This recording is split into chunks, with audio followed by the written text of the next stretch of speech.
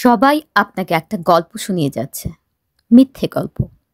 প্রতিটা বিমান দুর্ঘটনার পরই এমন মিথ্যে গল্প শোনা যায়। এখানে মিথ্যে গল্প দুটো।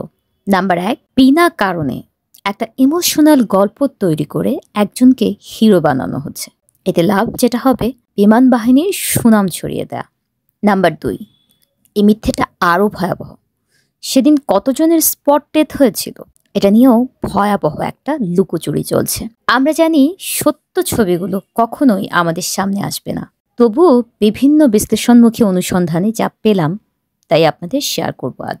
ফ্লাইট লেফটেন্যান্ট তৌকির আহমেদকে আমি হিরোও বলবো না, আবার জিরোও বলবো না। আপনি যদি বহু পুরনো একটা বিমান তার হাতে ধরিয়ে দেন, এমন দুর্ঘটনা হওয়াটাই স্বাভাবিক। লাখ টাকার একটা প্রশ্ন কি জানেন? তিনি ইনজেক্ট করেছিলেন কিনা? হ্যাঁ, ধ্রুব তারার মতো সত্যি এটা যে তিনি ইনজেক্ট করেছিলেন। তার প্যারাশুট মাইলস্টোন স্কুলের শারীরিক শিক্ষা বিভাগের অফিসের পাশেই খুঁজে পেয়ে সেনাবাহিনীর লোকেরা নিশ্চিত হন বডি আশেপাশে আছে। পরে তাকে তালাবদ্ধ শারীরিক শিক্ষা বিভাগের অফিস রুমে আহত অবস্থায় পাওয়া যায়। সঠিক সময়ে ইনজেক্ট করলে হয়তো তিনি বাঁচতে পারতেন, কিন্তু তিনি নিয়ন্ত্রণহীন বিমানটাকে নিয়ন্ত্রণে নেবার আপ্রাণ চেষ্টা করেছিলেন। যখন দেখলেন বিমান আর তার কন্ট্রোলে নেই, তখন তিনি ইনজেক্ট করেন, কিন্তু ততক্ষণে অনেক দেরি হয়ে যায়। কিন্তু আমার প্রশ্ন হচ্ছে, 1.5 ঘন্টা তার দেহ পড়েছিল। একজন স্কোয়াড্রন লিডারের বডি খুঁজে পেতে এত দেরি হলো কেন?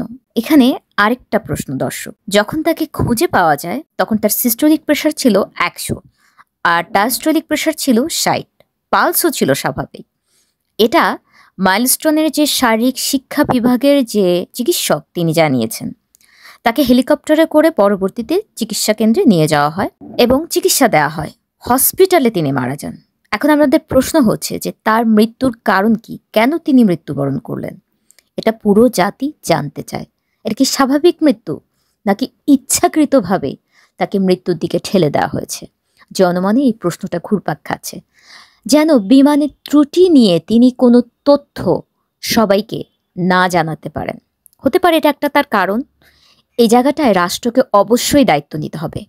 বিমান বাহিনীর পক্ষ থেকে যেমন তদন্ত করা হবে, তেমনি সরকারের পক্ষ থেকেও উচ্চতর কমিটি গঠন করে দেওয়া হোক, এটা সবার দাবি। দর্শক, 1 বছর আগে স্কোয়াড্রন লিডার অসীম জাওয়াদের কথা মনে আছে আপনাদের?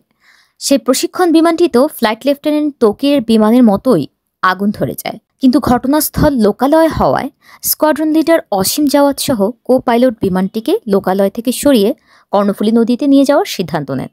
ফলশ্রুতিতে বিমান দুর্ঘটনায় ক্ষতির হাত থেকে সাধারণ মানুষ বেঁচে যায়। এরপর তারা ইনজেক্ট করেছিলেন, কিন্তু কো পাইলট অক্ষত অবস্থায় বেঁচে ফিরলেও অসীম জাওয়াদ চিরতরে না ফেরার দেশে চলে যান।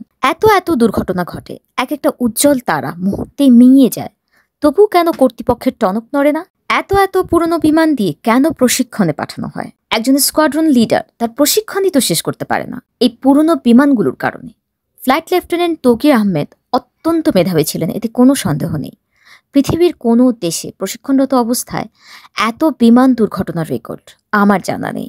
আর এতগুলো ক্লাসরুম পুড়ে ছাই। বিমানটি মাইলস্টোনের হায়দার আলী বিল্ডিংয়ের ছাদে পড়ে সামনের অংশ দিয়ে বিল্ডিংটিকে এফোর ওফোর করে আগুন ধরে যায়। আগুনের শিখা 10 তলা পর্যন্ত উপরে উঠে যায়। সেখানে বলা হচ্ছে মাত্র 32 জনের মৃত্যু হয়েছে। এটা কি সঠিক?